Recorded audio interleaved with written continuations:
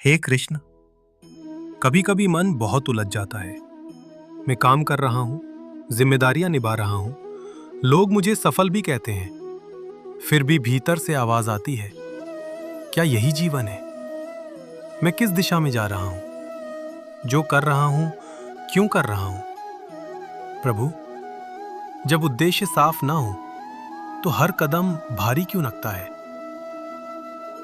पार्थ, जिसे तुम खालीपन समझ रहे हो वह तुम्हारी आत्मा की पुकार है। जब आत्मा और कर्म में दूरी आ जाती है तो जीवन अर्थहीन लगने लगता है। तुम बाहर उद्देश्य खोज रहे हो और उद्देश्य बाहर नहीं मिलता, वह भीतर जागता है। गीता में मैंने कहा है, स्वधर्मम नियतम कर्म, अर्थात अपने स्वधर्म के अनुसार कर्म करो। उद्देश्य कोई पदवी नहीं है, उद्देश्य कोई बड़ी उपलब्धि नहीं है। उद्देश्य वह है जो तुम्हारी आत्मा को सत्य लगे। प्रभु, स्वधर्म कैसे पहचानूं? दुनिया की अपेक्षाएं बहुत हैं।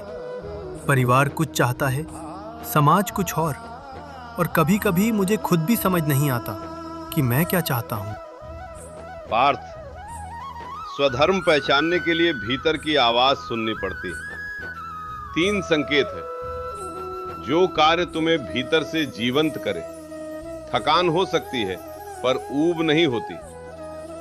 जिसमें तुम्हारा स्वभाव सहज लगे, जिसमें तुम्हें किसी और जैसा बनने की जरूरत न पड़े, जो केवल लाभ के लिए न हो बल्कि अर्थ के लिए हो। पार्थ, जिस काम में तुम्हारी आत्मा शामिल हो वही तुम्हारा धर्म है।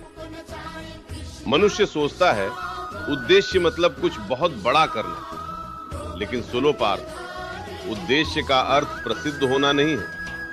उद्देश्य का अर्थ है सच्चा होना। अगर तुम्हारा स्वभाव सेवा का है तो वही तुम्हारा उद्देश्य है। अगर तुम्हारा स्वभाव सृजन का है तो वही तुम्हारा उद्देश्य है। यदि तुम्हारा स्वभाव नेतृत्व का है तो वही तुम्हारा उद्देश्य है। उद्देश्य तुलना से नहीं, प्रकृति से जन्म लेता है। तो प्रभु, फिर लोग इतने भटके हुए क्यों हैं?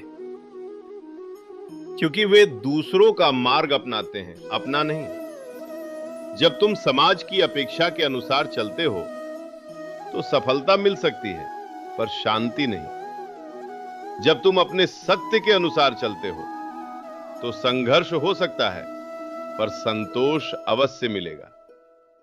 पार्थ, शांति ही सही दिशा का प्रमाण है। तो मैं क्या करूं अभी?